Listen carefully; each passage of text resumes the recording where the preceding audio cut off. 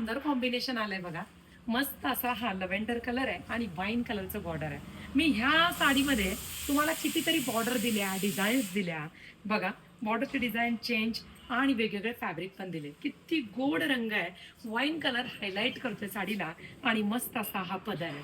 Soft आहे, कडक नाही, फुगणार नाही, लांब आहे, रुंद आहे. तुमची कितीही हाईट असू द्या, मस्त अशी साडी पहा. पाहूया.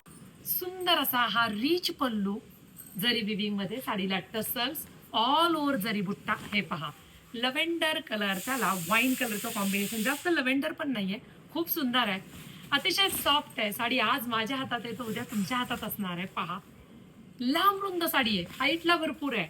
बघा रंग किती सुंदर आहे. नेसता पदर नेसल्यातच नसल्यातच जमाय. बघा संपूर्ण साडीत काम केलंय आणि इथून तुमचा ब्लाऊज पीस चालू झालाय बुट्टीदार मोठावाला. आता ब्लाऊज पीस जो आहे कॉन्सेप्ट, त्याला आपण काय केलंय बघा.